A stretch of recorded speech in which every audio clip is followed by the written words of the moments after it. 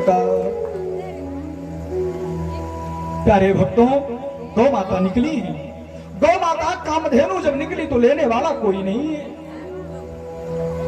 जितने भी देवता लोग हैं सब लोग विचार करते हैं कि विष प्रथम बार पहले जब सबसे पहले निकला, पहला रत्न जो निकला वो विष निकला, तो भगवान शंकर ने पान किया, नीलकंठ कहलाए। दूसरा कामधेनु गौ माता निकले हैं, तो हम लोगों की इच्छा है इसको ऋषि महात्माओं को दान कर दिया जाए। प्यारे भक्तों, गौ माता को दान किया गया है। उसके बाद अश्व निकला, घोड़ा निकला, उसको असुरों ने लिया है। ऐरावत नामक हाथी निकला, हाथी मंगल का प्रतीक माना जाता है। अश्व भी बड़े बड़े यज्ञ में छोड़े जाते थे। जिस दिन यहाँ पर भी श्री विश्वकर्मा परिवार में जो है भागवत कथा हो रही है, जिस दिन कलश यात्रा निकली थी उस दिन काला घोड़ा हम लोगों के साथ चल रहा था। लोग कहते हैं ना कि काले घोड़े की नाल पहन लो अंगूठी बनवा के, कब वो सनीचर ना परेशान करे। बाबा कहे नाल केका बाटब, हम घोड़वे कह दिए थे साथे। बाबा ने कहा गुरुजी हम नाल किसको किसको निकाल करके देंगे, किसके किसके लिए अंगूठी बनवाएंगे। घोड़ा ही बाबा ने आकर के खड़ा कर दिया आगे और घोड़ा अगवानी किया। जिसका प्रताप है कि आज हम सब लोग चतुर्थ दिवस की पावन कथा में भगवान कन्हैया के गुणगान की चर्चा कर रहे हैं। भगवान कन्हैया की। प्यारे भक्तों, ऐरावत हाथी निकला जो मंगल का प्रतीक है, उसको देवताओं ने लिया। कौस्तुभ मणि निकली, शंख निकला और उसमें से लक्ष्मी जी निकली। लक्ष्मी जी को भगवान विष्णु ने लिया। भगवान विष्णु के साथ माता लक्ष्मी का विवाह हुआ। उसके बाद प्यारे भक्तों, धन्वंतरी महाराज अमृत का कलश लेकर के समुद्र मंथन से प्रकट हुए। बोलिए धन्वंतरी महाराज की। धन्वंतरी भगवान जैसे ही अमृत का कलश लेकर के प्रकट हुए, सारे देवता और दानव दोनों टूट पड़े कि हमें चाहिए हमें चाहिए। जैसे ही भगवान ने देखा, क्योंकि जो अच्छे व्यक्ति होते हैं वो कभी लड़ाई नहीं लड़ते हैं, भगवान के ऊपर छोड़ देते हैं। प्रभु कोई बात नहीं, सरकारी लाइट चली गई, प्राइवेट वाली चलवाई दे भैया। तब तक नारायण नारायण करिए। भगवान की। प्यारे भक्तों, समुद्र मंथन से जब धन्वंतरी भगवान अमृत का कलश लेकर के प्रकट हुए, तो देव और दानव टूट पड़े कि हमें चाहिए हमें चाहिए। लेकिन देवता लोग कभी युद्ध नहीं करते, लड़ाई नहीं लड़ते हैं। वो सोचते हैं कि अगर कीचड़ में हम पत्थर फेंकेंगे तो कीचड़वा अपने ऊपर गिरे, तो सदैव बचने का प्रयास करते हैं। भगवान करुणा वरालय की ऐसी माया, जैसे उन्होंने असुरों के मस्तिष्क को पढ़ा, वैसे मेरे धन्वंतरी भगवान के हाथ से भगवान ने एक नया रूप अपना बनाया। मोहिनी अवतार भगवान ने लिया। बोलिए मोहिनी भगवान की। मोहिनी अवतार में भगवान जैसे ही जन्म लिए, भगवान ने वह धन्वंतरी भगवान के हाथ से अमृत का कलश ले लिया और कहते एक कार्य करो। उन्होंने देवताओं को इशारा किया रुक जाओ, और दैत्यों को इशारा करते हैं रुक जाओ। बहुत ध्यान से सुनिए, मोहिनी भगवान ने अपना मस्तिष्क कैसे लगाया है।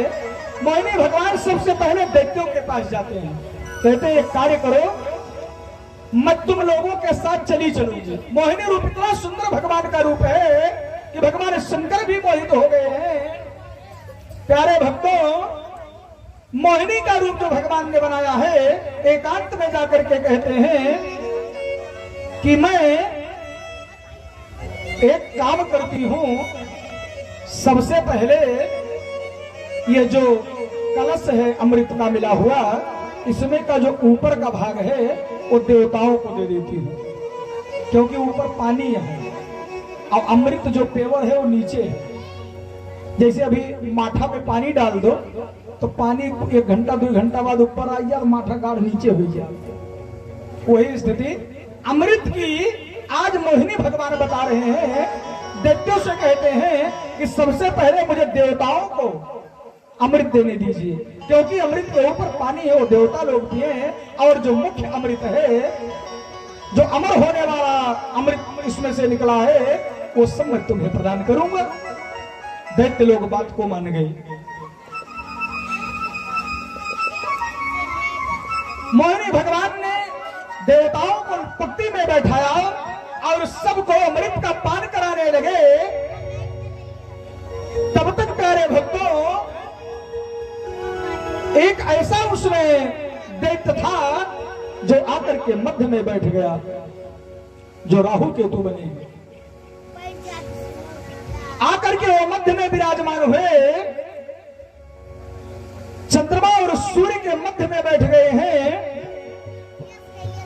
भगवान मोहिनी जब अमृत का पान करा रहे हैं तो दोनों लोगों को ज्ञात हो गया कि भगवान की ऐसी माया है कि जो अमृत बांट रहे हैं कहीं हम लोगों के साथ छल तो नहीं हो रहा। अमृत जैसे ही भगवान ने उस असुर को पिलाया है, तुरंत कमलापति भगवान को ज्ञात हुआ कि हमारे से गलती हुई। भगवान ने तुरंत उसके गर्दन को काट दिया है और वह भगवान के धाम को गया है। वहीं से राहु और केतु की उत्पत्ति हुई है प्यारे भक्तों। इसीलिए चंद्र ग्रहण और सूर्य ग्रहण सदैव लगा करता है। राहु सदैव सोचता है कि आपने मुझको कष्ट दिया, तुम दोनों लोगों के बीच में ही बैठा था, इसीलिए सदैव उन्हें दुख पहुंचाने का प्रयास करता है।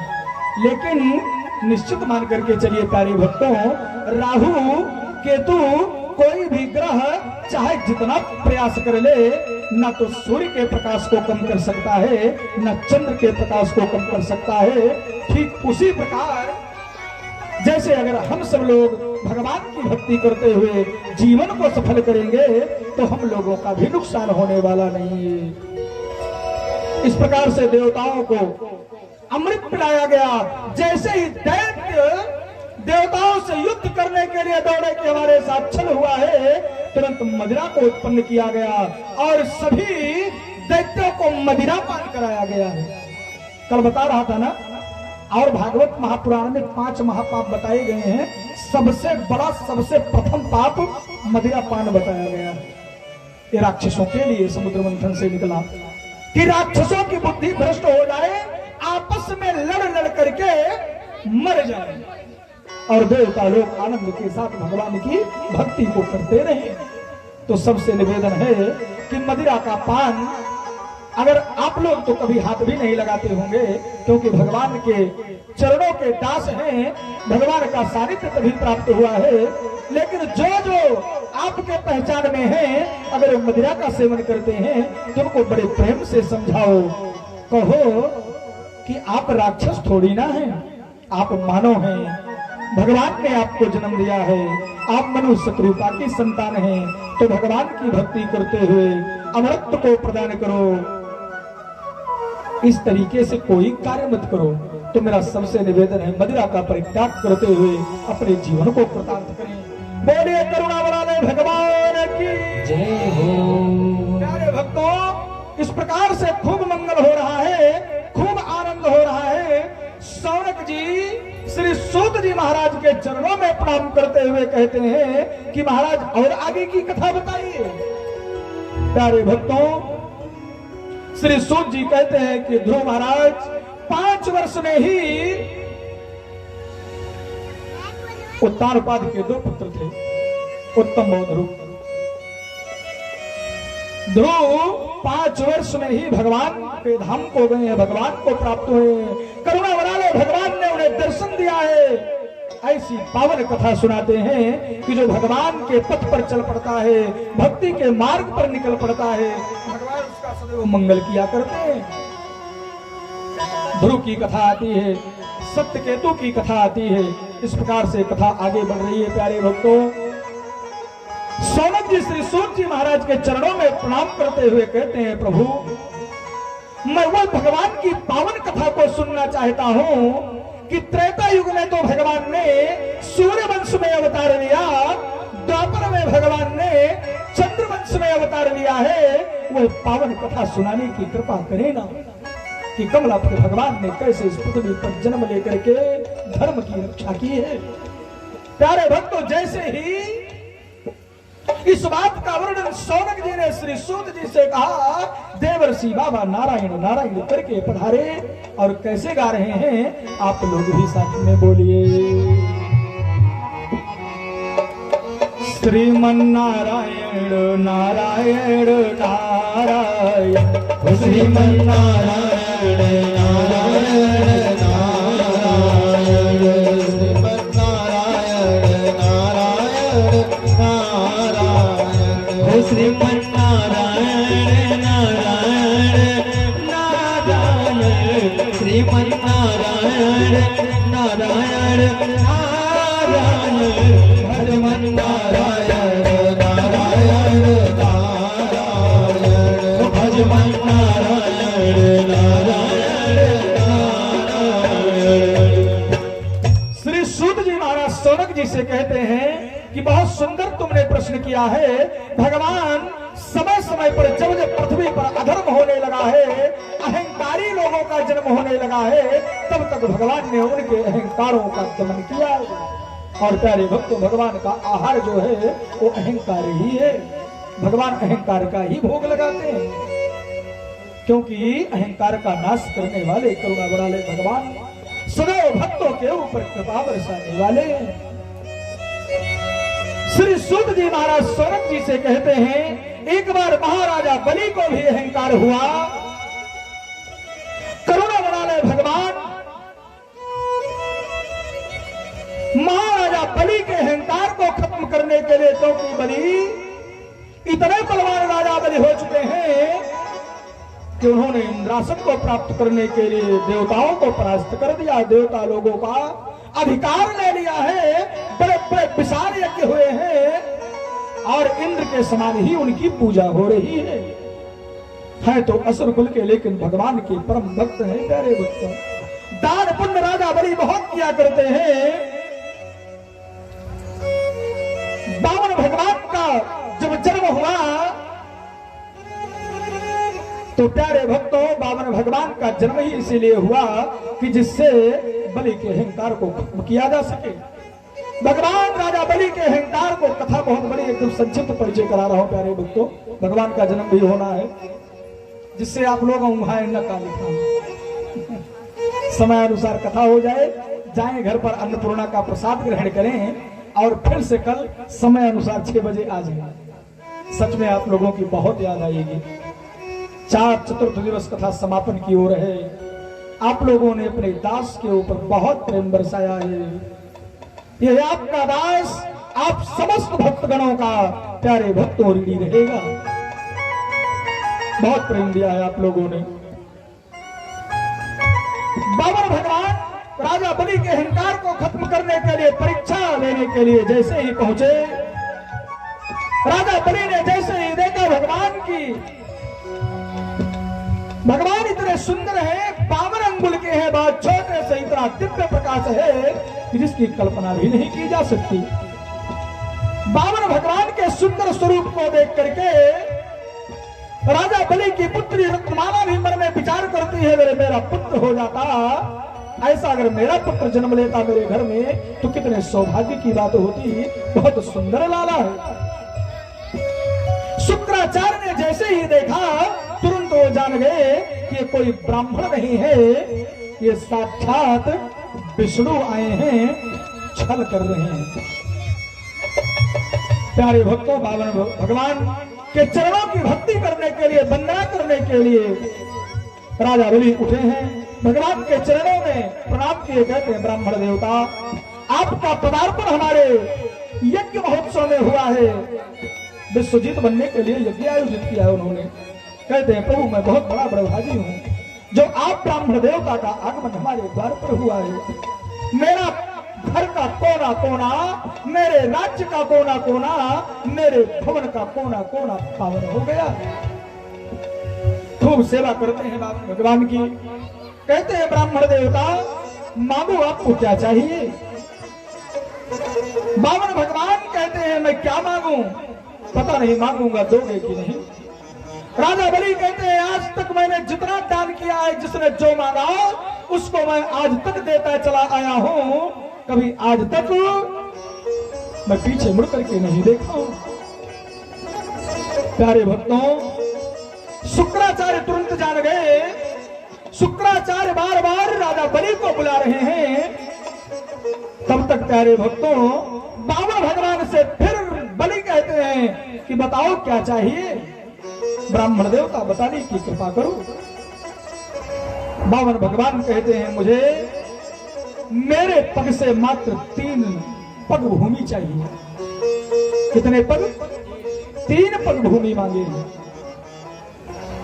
राजा बलि मुस्कुराने लगे, कहते हैं 3 पग जेके दहिए कुल 52 अंगूर के बाय, वो 3 पोक उसका पग कितना बड़ा बड़ा होगा। कहे महाराज आप कहां पर इतनी भूमि लेकर के आप क्या करेंगे? आप मेरे राज्य का कोई एक कोना मांग लो, आप जो मांगेंगे आज आपको देने के लिए तैयार हूं। भवन मांग लो, सोना चांदी मांग लो। प्यारे भक्तों, बावन भगवान अपनी जिद पर अड़े हैं। ब्राह्मण देवता कहते हैं मुझे तो सिर्फ 3 पग भूमि ही चाहिए। शुक्राचार्य ने बुलाया और बुला करके राजा बलि से कहते हैं कि ये साक्षात विष्णु तुम्हारे साथ छल करने के लिए आए, तुम्हारा साम्राज्य लेने के लिए आए, और तुम संकल्प मत करना। राजा बलि कहते हैं अगर भगवान विष्णु भी आए हैं तो ब्राह्मण स्वरूप में है, छलने की क्या बात है। कम से कम लोक में, समाज में मेरा अपमान तो नहीं होगा। मेरी यश कीर्ति की गौरव गाथा जन्म जन्मांतर कल्पांतर तक सदैव गाई जाएगी। गुरु शुक्राचार्य का कहना भी राजा बलि ने नहीं माना। और प्यारे भक्तों, जैसे ही मेरे बावन भगवान जो ब्राह्मण का भेष बना करके पहुंचे हैं, अपने कमंडल से जल निकालते हैं और जब अंजलि में देने लगे राजा बलि के, तो शुक्राचार्य आकर के उसी क्षेत्र में प्रवेश कर गए। देखो गुरु, शुक्राचार्य देखो गुरु कैसे होते हैं। अगर अपने शिष्य की रक्षा करना है तो गुरु ऐसे होते हैं, अपने प्राणों तक को भी समर्पित कर देते हैं कि मेरे शिष्य की क्षति ना होने पाए, मेरे शिष्य का कोई नुकसान ना होने पाए। शुक्राचार्य आकर के उस छिद्र में विराजमान हुए जो कमंडल का छिद्र था जिसमें से जल निकलना था। जब जल नहीं निकल रहा है तो बावन भगवान जो ब्राह्मण का भेष बना करके आए हैं, प्यारे भक्तों जान गए। उन्होंने कुश का तिनका निकाला और उसी कमंडल के छिद्र में डाला और शुक्राचार्य के नेत्र में जाकर के लगा। शुक्राचार्य नेत्र विहीन हो गए। भगवान की और भगवान परीक्षा लेने के लिए कैसे गए हैं? 2 पत्ती है गाड़ी में।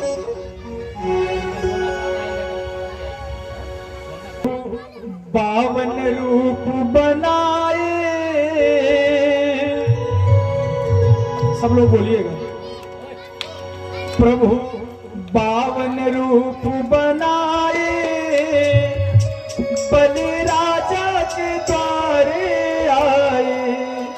प्रभु बावन रूप बनाए, क्या बात है, बलि राजा के द्वारे आए। प्रभु बावन रूप बनाए, बलि राजा को छलने आए। प्रभु बावन रूप बनाए, बलि राजा को छलने आए। बाबा भगवान का स्वरूप कितना सुंदर है। इनके छोटे छोटे हाथ, इनके छोटे छोटे पांव, इनके छोटे छोटे हाथ, इनके छोटे छोटे पांव, इनके छोटे छोटे हाथ, इनके छोटे छोटे पांव, इनके छोटे छोटे हाथ, इनके छोटे छोटे पांव। हाथों में कमंडल सुहाए, बलि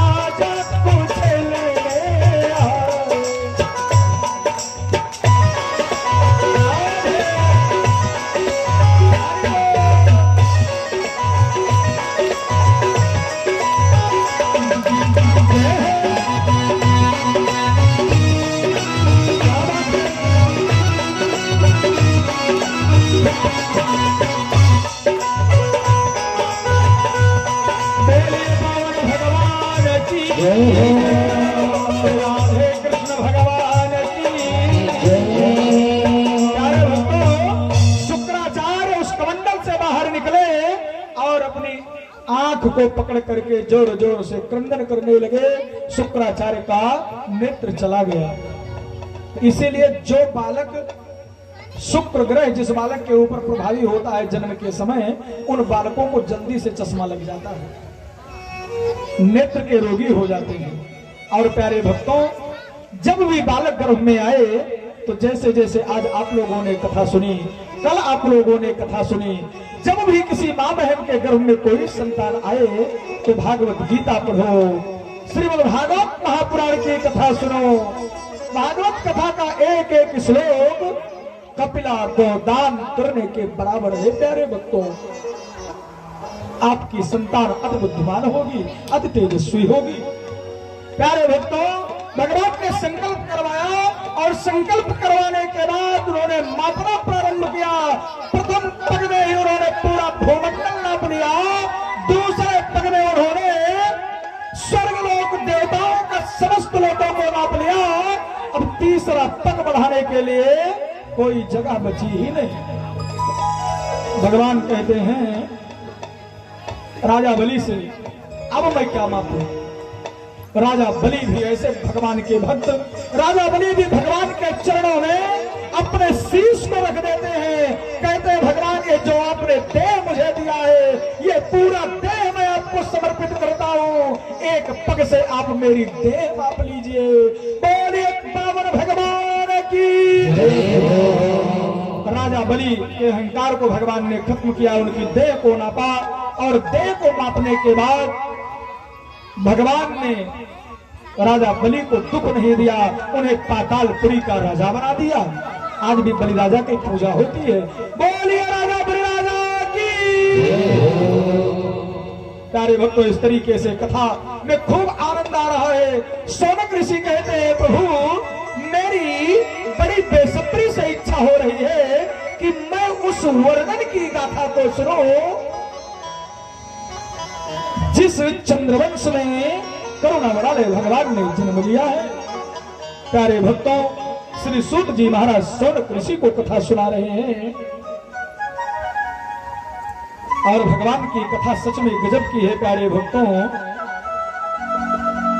क्योंकि जब भगवान की कथा चाहे शौनक ऋषि सुने, चाहे महाराज परीक्षित सुने, चाहे आज हम सब लोग बैठ करके सुना रहे हैं, सदैव आनंद ही आनंद होता है।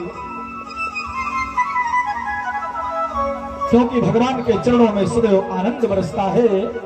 बहुत सुंदर, आप लोग भी साथ में बोलिए। उसके बाद तुरंत भगवान के जन्म का प्रसंग प्रारंभ। आनंद ही आनंद बरस रहा गुरुदेव तुम्हारे चरणों में। आनंद ही आनंद बरस रहा गुरुदेव तुम्हारे चरणों में।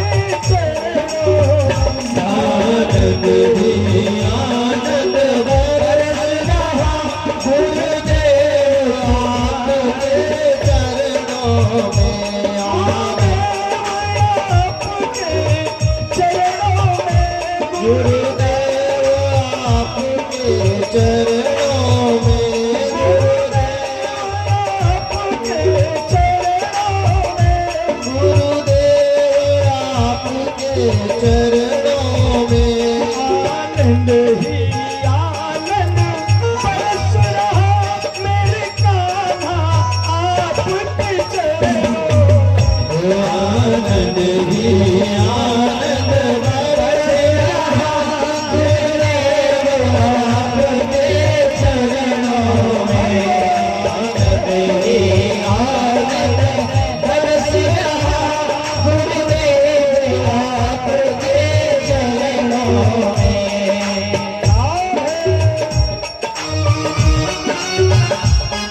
तालियों के साथ स्वागत करते हैं गुरुदेव भगवान का। दोनों हाथ ऊपर उठाइए सब लोग, दोनों हाथ ऊपर उठाइए, जोरदार तालियों के साथ स्वागत करिए। आनंद ही आनंद बरस रहा गुरुदेव आपके चरणों में। आनंद ही आनंद बरस रहा गुरुदेव आपके चरणों में।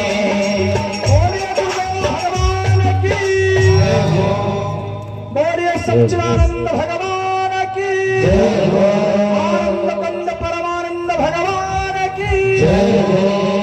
प्यारे भक्तों, इस तरीके से खूब आनंद हो रहा है, खूब मंगल हो रहा है। सौनक जी श्री सूत जी महाराज के चरणों में प्रणाम करते हुए कहते हैं, प्रभु वह गाथा का वर्णन करो ना। प्यारे भक्तों, श्री सूत जी महाराज कहते हैं, धरती पर इस तरीके से पाप बढ़ गया है, इस तरीके से अधर्म बढ़ गया है कि पृथ्वी माता गौ माता का रूप धारण करके ब्रह्मा जी के पास गई है और ब्रह्मा जी के चरणों में प्रणाम करके कहती है, प्रभु भगवान हरि पता नहीं कैसे मेरी पीड़ा को देख करके अपने धाम में निवास कर रहे हैं, उनको हमारे ऊपर दया भी नहीं आ रही।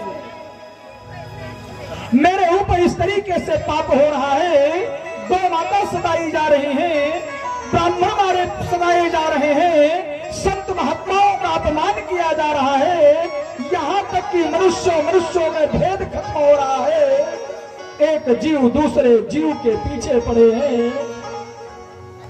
इस तरीके से मेरे ऊपर लोग पाप कर रहे हैं, अब मैं रसातल की ओर पुनः जा रही हूँ। ब्रह्मा जी ने कहा, जिसकी तुम दासी हो उन्हीं के पास हम लोग चलते हैं, वही करुणा बड़ा ले भगवान। हम समस्त भक्तगणों का मंगल करेंगे, सभी देवी देवताओं का उत्थान करेंगे। प्यारे भक्तों, ब्रह्मा जी सारे देवी देवता मिलकर के मेरे करुणा वाले भगवान श्री हरिनारायण का भजन करते हैं, कीर्तन करते हैं। करुणा वाले भगवान आकाशवाणी के माध्यम से बताते हैं कि धैर्य रखो, चिंता मत करो, मैं शीघ्र ही यदुवंश यदुकुल में अवतार लेकर के पृथ्वी माता को आनंद में लाने का कार्य करूंगा, समस्त जीवों की रक्षा करूंगा, धर्म का प्रचार प्रसार करूंगा, अधर्म का नाश करूंगा। सब कहते हैं भगवान अवतार लेंगे कहां? फिर से आकाशवाणी होती है कि देवकी और वासुदेव के द्वारा मेरी उत्पत्ति होगी, गोकुल में मेरा जन्म होगा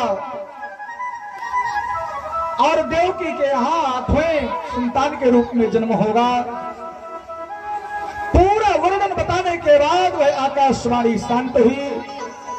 धरती माता पुनः अपने लोक को आई है, ब्रह्मदेव अपने लोक को गए। जब से भगवान ने आकाशवाणी की है कि मैं शीघ्र ही जन्म लेकर के भक्तों को निहाल करूंगा, जितने भी देवी देवता हैं सारे प्रसन्न हो रहे हैं, क्योंकि शिशुपाल वक्रदंत ऐसे बड़े बड़े दुराचारी हैं जिन्होंने अत्याचार करना प्रारंभ कर दिया है, अधर्म करना प्रारंभ कर दिया है। धरती माता के ऊपर पाप बढ़ता चला जा रहा है। प्यारे भक्तों, बहुत शुभ समय आता है। श्री सूत जी महाराज सौनक जी से कहते हैं कि हे राजन,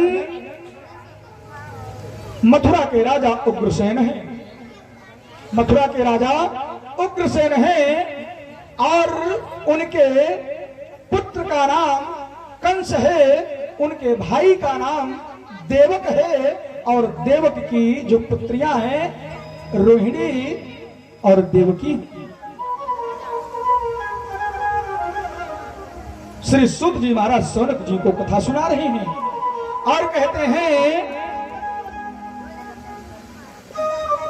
कि गोकुल में वासुदेव जी रहा करते हैं, जो महाराजा उग्रसेन जो मथुरा के राजा हैं, उनके यहाँ मंत्री के पद पर विराजमान हैं, मंत्री के पद पर तैनात हैं।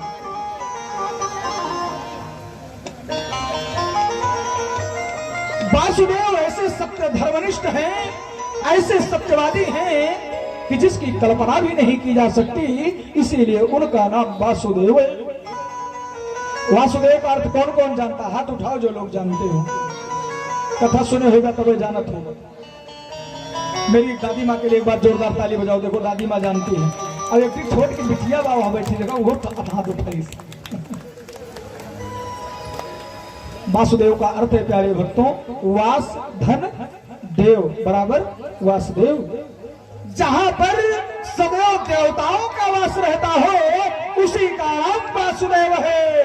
बोलिए वासुदेव महाराज की। इसलिए वासुदेव की सदैव पूजा की जाती है। और भगवान का जो महामंत्र है मेरे कन्हैया का, उसमें भी कहा गया है, ओम नमो भगवते वासुदेवाय नमः। वासुदेव के बिना मेरे कृष्ण सदैव अधूरे रहा करते हैं। प्यारे भक्तों, वासुदेव उग्रसेन के यहाँ मंत्री हैं। एक दिन कंस के मन में विचार उत्पन्न हुआ, देवकी से पहले रोहिणी के साथ वासुदेव का विवाह संपन्न हो चुका है। एक दिन कंस के अंदर विचार उत्पन्न हुआ, कंस देवकी को अपनी बहन को बहुत प्रेम करता था। कंस के अंदर विचार उत्पन्न हुआ कि मैं अपनी बहन देवकी का विवाह ऐसे किसी व्यक्ति के साथ करूंगा, किसी वर के साथ करूंगा जो मेरी बहन का पूरा ख्याल रखे, मेरी बहन को किसी प्रकार का कोई दुख ना पहुंचावे। कंस जब विचार करने लगा तो कंस के सामने बार बार वासुदेव की छवि आकर के खड़ी हो जाए। कंस ने विचार किया कि वासुदेव जैसा दूसरा कोई वर नहीं हो सकता है। कंस ने अपने मन में संकल्प लिया कि मैं अपनी बहन देवकी का विवाह वासुदेव के साथ ही करूंगा। और वासुदेव को भी कंस बहुत प्रेम करता है। कंस बहुत प्रेम करता है वासुदेव को, मित्र की भांति प्रेम करता है। प्यारे भक्तों, विवाह की शुभ घड़ी आई है, खूब आनंद हो रहा है मथुरा में। आज महाराज उग्रसेन के भवन को ऐसे सजाया गया है कि जिसका वर्णन वेद भी नहीं कर सकते। प्यारे भक्तों, कंस की पत्नी का नाम है अस्ति और प्राप्ति। दोनों पत्नियों ने इस तरह अपनी नरद की विदाई के लिए सुंदर सुंदर उपहार तैयार किए हैं कि जिसकी कल्पना भी नहीं की जा सकती। खूब मंगल हो रहा है। प्यारे भक्तों, शुभ घड़ी आई, विवाह संपन्न हुआ। जब विदाई का समय आया तो कंस के नेत्रों से सजल धारा बहने लगी। कंस विचार करता है कि जिस बहन को मैं इतना प्रेम करता हूं, और सत्य है प्यारे भक्तों, भाई बहन जो एक आंगन में खेले हैं, अगर बहन जब दूर जाने लगती है ना, तो बाकी के लोग जितनी भी बहनें होती हैं, माताएं जोर जोर से दहाड़ मार करके रोती हैं। लेकिन जिस भाई ने अपनी बहन को विदा किया होगा, वो भाई अपने मुख पर अंगोछा रख करके रोता है। अपनी बहन से इतना प्रेम करता है भाई, क्योंकि एक आंगन में दोनों खेले हैं। आज वही स्थिति कंस की भी है प्यारे भक्तों। जब वासुदेव देवकी रथ में विराजमान हुए अपने घर जाने के लिए, तो कंस पीछे से दौड़ा और दौड़ करके आया। सारथी से कहा, सारथी तुम नीचे उतर आओ। और कंस ने हाथी, घोड़ा, गौ, दासियों को भेजा है, दहेज में दिया है सेवा करने के लिए। मेरी बहन के यहाँ जाकर के मेरी बहन की सेवा करना, इनको कभी किसी प्रकार की कोई विपत्ति ना आने पावे। कंस ने सारथी को उतारा और खुद बैठा। कहता है कि आज मैं अपनी बहन को खुद विदा करने के लिए जाऊंगा, अपनी बहन के रथ को मैं लेकर के जाऊंगा। प्यारे भक्तों, जैसे ही कंस देवकी और वासुदेव के रथ पर सारथी बनकर के बैठा और रथ को कुछ दूर ही लेकर के चला था, आकाशवाणी होती है, मूर्ख रुक जा, तू किसको लेकर के जा रहा है। तू जिसको आज इतने प्रेम से विदा कर रहा है, इसी तेरी बहन की 8वीं संतान तेरे मृत्यु का कारण होगी। कंस बिना बुद्धि उसने तुरंत रथ को रोक दिया और रथ से उतर गया नीचे। नीचे उतर करके आकाशवाणी के ऊपर फिर से ध्यान लगाया और ध्यान लगा करके विचार करता है कि मर जाऊंगा तो कोई मतलब ही नहीं। जिस बहन से कंस इतना प्रेम करता है, आज उसी बहन के ऊपर प्रहार करने के लिए योजना बना लिया। और कंस देवकी का सगा भाई नहीं था।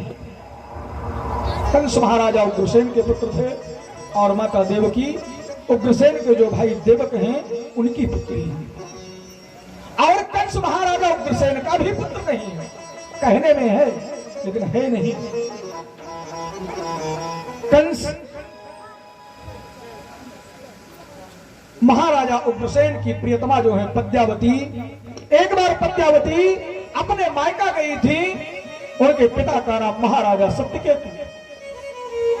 अपने पिता के यहां मायका गई थी और मायके में अपने सखियों के साथ विचरण कर रही थी।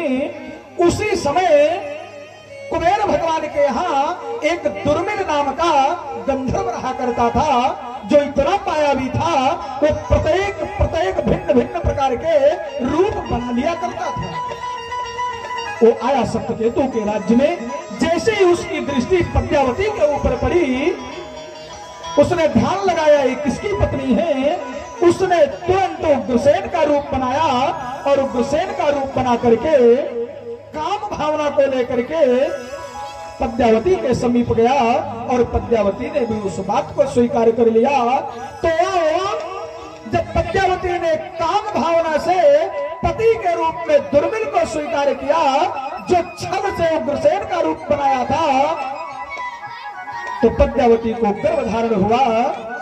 तो उसी दुर्मिल नाम के गंधर्व का पुत्र कंस, जिसकी बुद्धि भ्रष्ट हो गई, राक्षस प्रवृत्ति का है, जो छल के साथ पैदा हुआ है, उसके मन में विचार हुआ कि आज मैं इस बहन को मार ही डालूंगा। जैसे लोग कहते हैं ना, लाठी टूट सपो मरी जाए लठियों काम सब हो जाए, करे कुछ न पाए। हमारे आचार्य की बड़ी बढ़िया कहावत कहा था। आखिरी दिन बताऊंगा, आखिरी दिन का तभी तो इंतजार करोगे। प्यारे भक्तों, इस तरीके से कंस विचलित हो गया कि उसने तलवार निकाली और अपने बहन के ऊपर जैसे प्रहार करने के लिए चला, वासुदेव जी ने हाथ जोड़ लिया। वासुदेव जी ने कहा कि मित्र, तुम अपनी बहन के ऊपर प्रहार करने जा रहे हो, तुम एक राजा के पुत्र हो और साथ ही साथ तुम भावी राजकुमार हो, तो मेरा तुमसे निवेदन है, तुम्हारी यश कीर्ति पर कलंक ना लगे, इसलिए तुम स्त्री के ऊपर प्रहार मत करो, नहीं तो लोग तुम्हारा उपहास उड़ाएंगे कि अपनी मृत्यु के भय से इसने अपनी बहन को ही मार डाला। प्यारे भक्त, कंस कहता है कि क्या मैं मृत्यु को स्वीकार कर लूं? वासुदेव जी कहते हैं कि जो जन्मा है, जन्म का आखिरी शब्द कौन सा है? मां। जा से जन्म, जा जन गए, उत्पन्न हो गए, और आखिरी शब्द है मां। जन के साथ ही मां जुड़ा हुआ है। जो जना है उसका मरण हुआ ही है, वो बच नहीं सकता है। वासुदेव जी बार बार समझा रहे हैं, जिसका जन्म हुआ है उसकी मृत्यु सुनिश्चित है। तुम एक काम करो, अगर तुमको इतना भय लग रहा है तो देवकी को काहे मार रहे हो? देवकी से तुम काहे विद्रोह कर रहे हो? देवकी की संतान से तुमको कष्ट है और वो भी 8वीं संतान से कष्ट है। मैं तुमको विश्वास दिलाता हूं कि देवकी की जितनी संतान होगी वो सब ला करके मैं तुमको समर्पित करता चलूंगा। कंस ने जान लिया कि वासुदेव कभी झूठ नहीं बोलते। कंस बोला, ठीक है। प्यारे भक्तों, वासुदेव अपने घर पर आए और सबसे पहला जो पुत्र हुआ उसका नाम कीर्तिमान रखा। वासुदेव और देवकी के गर्भ से जो प्रथम पुत्र हुआ उसका कीर्तिमान नाम रखा। और जैसे ही वह पुत्र का जन्म हुआ वासुदेव तुरंत देवकी के पास जाते हैं और कहते हैं लाला को मुझे दो, तुम्हारे भाई को मैंने वादा किया, तुम्हारे भाई को लाल समर्पित करना है। देवकी रोने लगी, कहते हैं 8वीं संतान से भैया को दुख है तो आप इसे क्यों ले जा रहे हो? बोलते मैंने कहा मेरी बाणी मिथ्या न होने पाए। जिस मां ने अपने पुत्र को जन्म दिया है उस मां की गोद से वासुदेव ने लल्ला को लिया और ले जाकर के कंस की गोद में डाल दिया। कहते मेरा प्रथम पुत्र है। जैसे ही कंस ने उस लाल को गोद में लिया कंस को ममता आ गई। कंस भी सोचता है कि तो पहला पुत्र है, मृत्यु तो 8वें से होनी है, काहे इसको मारूं। कंस ने उठा करके वासुदेव को दे दिया। कहते हैं इसको तुम लेकर के जाओ, मुझे 8वीं संतान से कष्ट होगा, 8वीं संतान मुझे चाहिए, मैं इसको मार करके काहे पाप का भागीदार बनूं। वासुदेव अति प्रसन्न हुए, पुत्र को लेकर के घर आए और ला करके देवकी को दिया। इधर जैसे ही देवकी को दिया है प्यारे भक्तों, देवकी अति प्रसन्न हुई है। और इधर देवर्षि बाबा कंस के द्वार पर पहुंचे।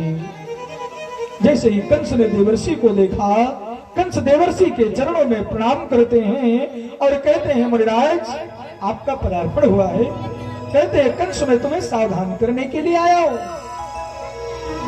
देवकी की जो 8वीं संतान तुम्हारा वध करेगी, मैंने सुना पहली संतान आई थी तुमने वापस कर दिया। भगवान की माया को कौन जान सकता है? हो सकता है भगवान ने 8वीं संतान को पहले ही गर्भ में समाहित करके भेजा हो।